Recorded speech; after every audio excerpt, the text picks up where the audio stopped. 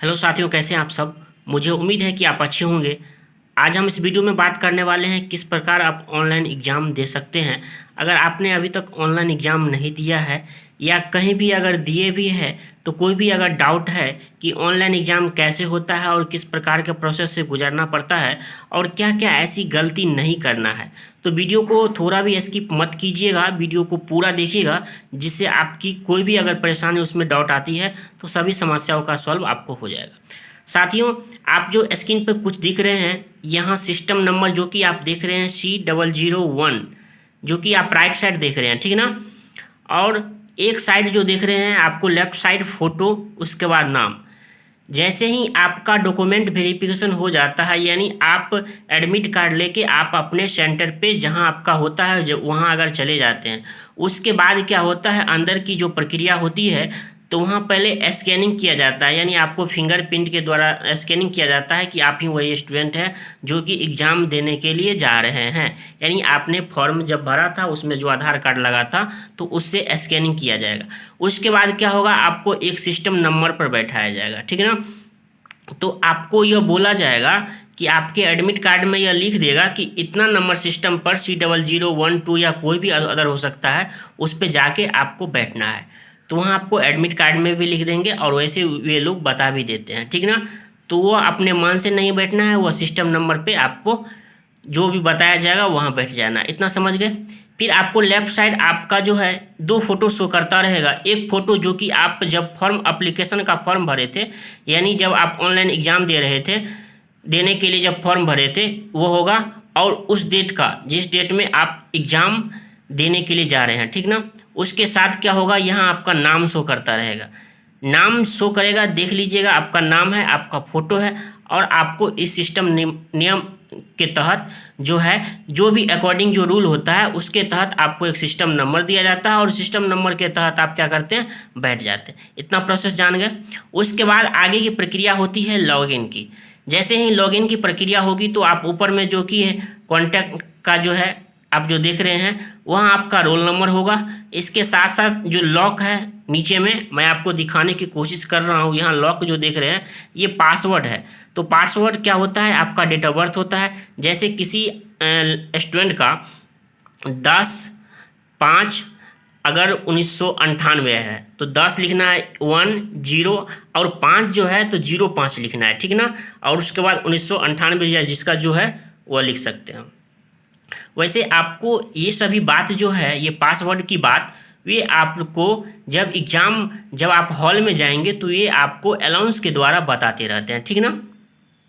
उसके बाद क्या करना है, आपको यहाँ साइनिंग कर लेना है। जब यहाँ से बोला जाएगा कि आप लोग का टाइम हो चुका है, आप लोग साइनिंग कर लीजिए। नहीं, आप साइनिंग करेंगे तो आपको यह पेज ओपन होकर आ जाएगा। और इस पेज में आखिर क्या है, सबसे पहले एक जानने की कोशिश करते हैं। अगर यहाँ आप जो देख रहे हैं ऊपर में व्यू इन इंग्लिश, वहाँ अगर आप देखना चाहते हैं हिंदी में या इंग्लिश में तो कर सकते हैं। अब ये समझ आ रहा होगा कि आखिर कैसे तो कैसे करें। देखिए आपको क्या मिलेगा, आपको यह प्यारा सा एक माउस मिलेगा जो कि देख सकते हैं लाइटिंग करता रहेगा। तो आपको क्या करना है, राइट साइड ये तीर का निशान जो आप देख रहे हैं, ये तीर का निशान, तो राइट साइड उसको क्या करना है, उस पर ले जाना है, उसको क्लिक करना है। उसके बाद अगर हिंदी में पढ़ना चाहते हैं तो हिंदी में पढ़ सकते हैं, ठीक ना। तो ये आपकी पूरी प्रक्रिया हिंदी में आ गई। उसके बाद क्या करना पड़ेगा साथियों, उसके बाद आपको क्या करना पड़ेगा, नेक्स्ट पे क्लिक करना पड़ेगा।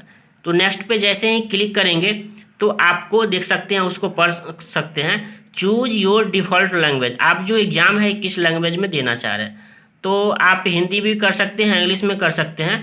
तो ऐसा है साथियों, बहुत सारे स्टूडेंट का डाउट रहता है, क्या हम अभी जो चूज कर रहे हैं बाद में चेंज कर सकते हैं। हाँ, आप चेंज कर सकते हैं, जब भी मैं भी बताऊंगा कि कैसे चेंज कर सकते हैं। तो सबसे पहले मैंने निर्देश पढ़ लिया और समझ लिया है, मुझे आवंटित किए गए सभी कंप्यूटर हार्डवेयर उचित कार्यशील स्थिति में है। मैं घोषणा करता हूं कि मैं मोबाइल फ़ोन, ब्लूटूथ डिवाइस आदि ये सभी जो है आपने लेकर नहीं आया है, ठीक ना। तो आपका सिस्टम अगर पूरा ठीक है तो आप उस पर टिक कर लीजिए और उसके बाद टिक कीजिए I am ready to begin. जैसे ही आप ये करेंगे तो आपको एक नया पेज ओपन होकर आ जाएगा, जो कि आप देख रहे हैं आपको कि स्क्रीन पर प्रोसेस है, ठीक ना। उसके बाद बहुत बड़ा खेल हो जाता है क्वेश्चन को लेकर कि आखिर क्वेश्चन कैसे सॉल्व करें। तो सबसे पहले आप स्क्रीन पर कुछ देख रहे हैं, सबसे पहले एक एक बात को समझने की कोशिश कीजिएगा, ठीक ना, क्योंकि आपके एग्जाम में किस तरह से क्वेश्चन रहते हैं और आपको कैसे सॉल्व करना है। क्या सीटेट में के एग्ज़ाम में लैंग्वेज को लेकर हो तो क्या ऐसी गलती आपको नहीं करना है, ठीक ना। गलती अगर थोड़ा भी करते हैं तो आपको कहीं ना कहीं नुकसान हो सकता है। तो सबसे पहले आपको बताता हूँ साथियों, जैसे यह सीटेट का है तो सीटेट के लिए जैसे यहाँ आप ऊपर में शो कर रहा होगा, यहाँ जो स्क्रीन पर आप देख पा रहे हैं तो पेपर 1 उस पर आप क्लिक करना है।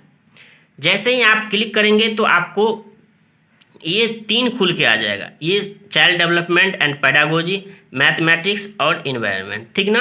तो एक स्टेप को बनाने के बाद आप उसको चूज कर सकते हैं, या आपका मन है कि नहीं मैं पहले ईवीएस को ही बनाऊं तो आप इन्हें उस पर टिक करना है। और टिक करने की प्रक्रिया भी मैंने आपको बताया। ये जो आप माउस, इसमें 2 चीज़ को समझना है, एक तो ये है कि आपको उस पर क्लिक करना है, और ये है जब क्वेश्चन बड़ा होता है ना तो उसको आगे पीछे करने के लिए, जैसे उसको आगे पीछे करने के लिए आप जब उस पर जाइएगा मैं भी आपको बताऊंगा तो इस प्रकार आप कर सकते हैं। जैसे मान लीजिए, और एक बात और है साथियों, जैसा कि अगर कोई student child development and pedagogy बना रहा है, ठीक ना, तो यहाँ एक साइड में आपको ओमार शीट बन रहा होगा जो कि आप स्क्रीन पर देख पा रहे हैं। उसमें जैसे आप फोटो के नीचे देख सकते हैं, यहाँ कुछ लिखा हुआ है 0 हरा वाला आंसर्ड, और लाल जो है नोट आंसर्ड, उसके बाद जो चिन्ह है नोट विजिटेड, उसके बाद मार्क फॉर रिव्यू, ठीक ना। उसी प्रकार में है, अगर सीटेट में नेगेटिव मार्किंग नहीं है तो समझने की जरूरत क्या है कि हर एक क्वेश्चन को, जैसे 150 का क्वेश्चन पूछा जाता है तो 150 में क्या करना है, 150 क्वेश्चन को सॉल्व करना है। तो एक समझ गए कि मैंने एक समय बता रहा हूँ कि हर एक क्वेश्चन को हरा करना है, ठीक ना। और हरा कब होगा इसके बारे में भी जान करेंगे। सबसे पहले मैं फर्स्ट क्वेश्चन को सॉल्व करने की कोशिश करता हूँ, ठीक ना, मैं आगे भी बताऊँगा आगे। जैसे फर्स्ट क्वेश्चन है, एक प्रगतिशील कक्षा में ज्ञान की संरचना के लिए प्रचुर मौके प्रदान करने चाहिए। अध्यापक को अटल पाठ्यक्रम का पालन करना चाहिए। विद्यार्थियों में जो है प्रतिस्पर्धा पर बल देना चाहिए, या विद्यार्थियों को उन्हें अकादमिक अंकों के आधार पर जो है नामांकित करना चाहिए। तो साथियों इसका आंसर क्या हो जाएगा, अगर मान लीजिए इसका आंसर जो है, ठीक ना, इसका आंसर अगर मान लीजिए फर्स्ट होता है, अगर आपके अनुसार अगर आंसर फर्स्ट होता है तो उस पर क्या करना है, ये माउस को, ये जो देख रहे हैं, ये मैंने बार बार बता रहा हूँ, इसी का कमाल है। इस पर क्या करना है, उसको जैसे इस पे ले जाके और उसको क्या करना है, टिक कर देना है। फिर बाद में अगर चाहते हैं कि नहीं यह आपका आंसर नहीं है तो बाद भी चेंज उस पर जाके क्लिक कर सकते हैं।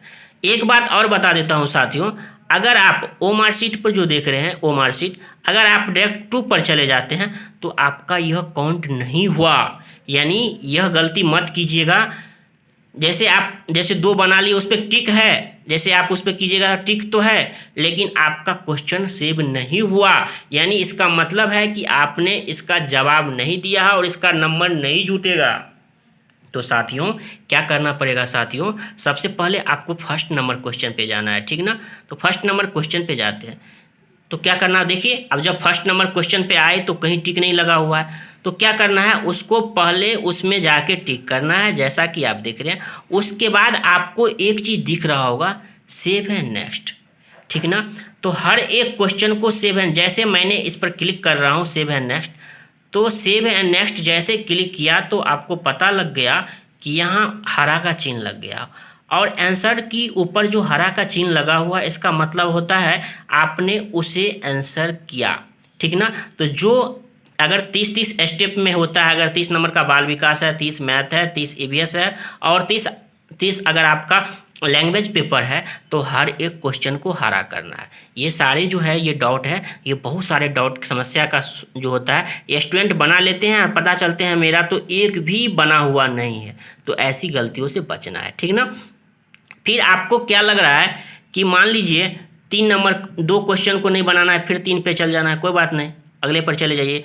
तो अगर टिक करके अगर उस पे जाते हैं, क्या जैसे क्वेश्चन पर उसको आंसर को टिक कर देते हैं, उसके बाद अगर सेव पर जाते हैं तो देखिए मैं सेव या नेक्स्ट पे जा रहा हूँ, क्योंकि मैं ये बना नहीं रहा हूँ, ठीक ना। तो इस प्रकार आपको अच्छे से जैसे मैं 8 नंबर क्वेश्चन को बनाने की कोशिश कर रहा हूँ और आपको बता रहा हूँ। क्वेश्चन है, बच्चों के समाजीकरण के संदर्भ में निम्न में से कौन सा सत्य है, ठीक ना। उसके बाद है, विद्यालय समाजीकरण का एक प्राथमिक कारक है, ठीक ना। दूसरा है, विद्यालय समाजीकरण का एक द्वितीय कारक है और परिवार समाजीकरण का प्रथम कारक है। तो आपको क्या लग रहा है, दूसरे जब ऑप्शन पढ़े होंगे तो आपको लग गया होगा कि नहीं, यह मेरा ऑप्शन जो है यह सही है। तो ठीक ना, तो उस पर क्लिक करना है। जैसे मैंने क्लिक किया, अगर उसे सेव है नेक्स्ट किया तब ये नंबर काउंट हुआ, क्योंकि ऊपर में आपको शो कर रहा होगा आंसर, यानी आपने अभी तक 2 को आंसर दिया है, ठीक ना। तो हर एक क्वेश्चन को हरा करना, इतना आप समझ गए, ठीक ना। फिर मैं चलता हूँ मैथ पे। मैथ पे जाने के लिए आप जो यहाँ जो है तो कुछ नहीं करना पड़ेगा, ये टिक ये उसको यहाँ ले जाना है, फिर वहाँ क्लिक कर देना है, फिर एनवायरनमेंट जो है वहाँ पे इस पर ले जाना है, उस पर क्लिक करना है। तो आप मेरे ख्याल से इतना समझ गए होंगे। और एक बात और बता रहा हूँ, जैसे मैं जा रहा हूँ गद्यांश पे, ठीक ना। तो गद्यांश को आखिर, जैसे ये गद्यांश आ चुका है जो कि आप स्क्रीन पर देख रहे हैं, ठीक ना। तो गद्यांश को बनाते समय मान लीजिए कोई क्वेश्चन आपको क्या हुआ, बड़ा आ गया, क्या आ गया, बड़ा आ गया, तो आखिर उसे कैसे सॉल्व करेंगे। देखिए, सबसे पहले मैं गद्यांश पे जाने की कोशिश करता हूँ। तो सबसे पहले गद्यांश देखते हैं कहाँ से गद्यांश आ रहा है, तो उसके बाद आपको बताएंगे। तो इस प्रकार आप क्या कर सकते हैं साथियों। अच्छा, मैं तो लैंग्वेज पेपर पर सबसे पहले जाना है, क्या करना है, लैंग्वेज पेपर पर। लैंग्वेज पेपर इतना समझ गए, बाल विकास, मैथ और ईवीएस। अब आपको क्या करना पड़ेगा, लैंग्वेज पेपर जाने के लिए आपको यहाँ जो यहाँ लैंग्वेज LAN बड़ा अक्षर में वहाँ लिखा रहेगा, तो लैंग्वेज पर क्लिक करना है। जैसे ही आप लैंग्वेज पर क्लिक करे होंगे तो आपको यह आ रहा होगा। और यह क्या है साथियों, मैं आपको बता रहा हूँ। इसको बेहतरीन ढंगों से समझने के लिए सबसे पहले आपको करना क्या होगा, यहाँ सबसे पहले आपको करने के लिए कुछ ऐसे गलतियाँ जो आपको नहीं करना है। देखिए, अगर आपने फर्स्ट लैंग्वेज में हिंदी रखा है तो क्या करना पड़ेगा साथियों, उस पर क्लिक करना होगा। जैसे आप यहाँ देख रहे हैं तो उस पर आपको क्लिक कीजिए, तो आपका यह हिंदी आ गया। और हमेशा जब बनाते रहिएगा तो याद रखिएगा कि आप जो ओ मार्कशीट है, ये हुआ आपका ओ मार्कशीट, ठीक ना। तो ओ मार्कशीट में देख लीजिए लैंग्वेज फर्स्ट हिंदी, यानी आप जो है सही बना रहे हैं, ठीक ना। उसके बाद क्या करना पड़ेगा साथियों, जैसे मैं गद्यांश पे जाता हूँ, तो उसके बाद फिर मैं आपको, जैसे ये गद्यांश है, ठीक ना। तो गद्यांश में भ्रष्टाचार का संधि विच्छेद है, तो मान लीजिए ये क्वेश्चन और बड़ा होगा, तो आखिर कैसे करना है। तो ये चीज़ जो आप देख रहे हैं, ये चीज़ उसको क्या करना है, आगे पीछे करना है। और ये कहाँ उसको ले जाना है साथियों, उसको आपको लकीर पे जाना है, यानी वहाँ ले जाना है, वहाँ उस पे ले जाते हैं। और उसको क्या कर सकते हैं, उसको आगे पीछे ऐसे करेंगे, ऐसे अगर करते हैं पीछे आगे, तो यह प्रक्रिया चलती रहती है। तो मेरे ख्याल से आप इतना समझ गए होंगे। फिर मैं चलता हूँ लैंग्वेज 2, यहाँ जो कि आप स्क्रीन पर देख पा रहे हैं, यह लैंग्वेज 2 का है, ठीक ना। तो उस पर जैसे ही क्लिक करेंगे तो आपको यह फिर आ जाएगा इंग्लिश और हिंदी दोनों ऑप्शन, तो अदर भी रहेंगे। तो आपको क्या करना पड़ेगा, लैंग्वेज हिंदी हो या संस्कृत हो, आपको चूज करना पड़ेगा। तो इस प्रकार आप चूज कर सकते हैं। जब भी आप बनाएंगे तो ओ मार्कशीट में ज़रूर ध्यान देंगे कि आप जो बना रहे हैं क्या आपका सही है, 100% सही होना चाहिए।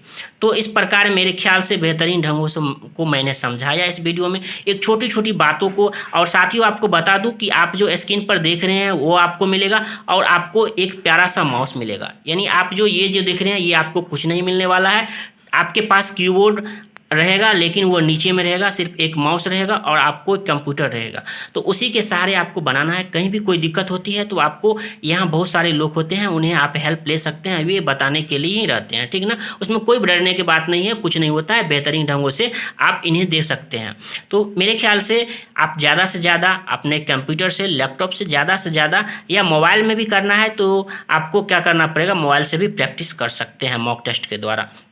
एक बात साथियों मैं आपको और बताना चाहता हूं, आप जो ये टाइम लेफ्ट देख रहे हैं 140 मिनट 34 सेकंड, जो 32 सेकंड जो देख रहे हैं 140 मिनट, ये आपका बचा हुआ टाइम है। तो आप टाइम को भी ध्यान रखिएगा कि आपके पास जो है कितना, अगर 1 पे आ जाता है तो ऑलरेडी फिर लास्ट में सबमिट करने की जरूरत नहीं होती है, लास्ट में जो है ऑलरेडी ये सबमिट हो जाता है, ठीक ना। तो लास्ट की बात नहीं है, आपको हर एक क्वेश्चन का सबमिट करना है, सेक्शन वाइज जो है ये ऑलरेडी जो है लास्ट में खुद जो है सबमिट हो जाता है। तो टाइम को भी देखिएगा।